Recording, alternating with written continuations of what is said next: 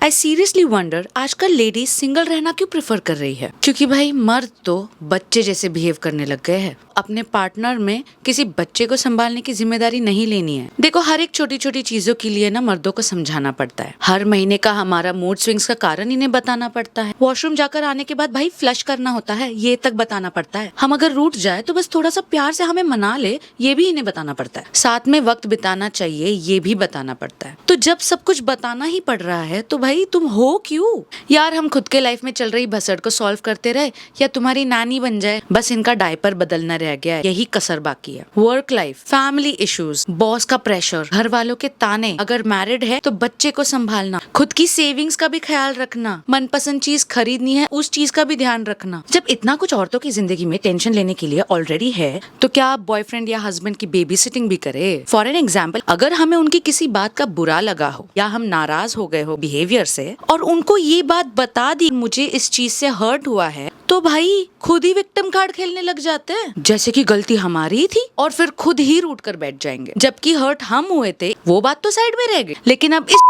को मनाने में लग जाएंगे। मर्द कहते हैं हम औरतें विक्टिम कार्ड खेलती हैं, लेकिन असलियत में ना इस महाभारत के बाद असली वुमेन कार्ड मर्द खेलते हैं। तुम्हें इग्नोर करने लग जाएंगे, तुम्हारा मैसेज सीन करके भी रिप्लाई नहीं देंगे, तुम्हारे कॉल्स उठाना बंद कर देंगे, ऐसे दिखाएंगे कि तुमने उनकी इज्जत लूट ली, जबकि उनका ईगो उनकी हाइट से भी बड़ा होता है। ये अपने दोस्तों के सामने अपनी एक अलग छवि बनाकर चलते हैं। ऐसे दिखाएंगे ये अपनी गर्लफ्रेंड या फिर अपने पत्नी के प्रति बहुत ही आज्ञाकारी है, हमारी सारी बातें मानते हैं। हम ही हैं जो उन पर रौब जमाते हैं, उन पर हुकुम जमाते हैं, और हम ही हैं जो हमारी बात उनसे मनवाते हैं। हमें विलन बना देंगे उनके और हमारे दोस्तों के सामने। लेकिन असलियत ये है कि ये जैसे हमारे साथ घर में होते हैं, इसका 1% भी विजुअल्स अगर इनके दोस्तों को दिखा दिया ना, तो असल में किसकी मेंटल हेल्थ का असॉल्ट हो रहा है ये पता चल जाएगा। एक बात तो इनसे 1000 बार कहनी पड़ती है। शुरू में तो हम प्यार से ही बोलते हैं, लेकिन 1000वीं बार पहुंचते पहुंचते हम मोंजलिका बन जाते। फिर तो औरतें ही गलत हो जाती है। औरतें डोमिनेंट है, औरतें इमोशनल है, वायलेंस क्रिएट करती है, एंगर इश्यूज है, ओवर एक्टिंग की दुकान है, ये सब टैग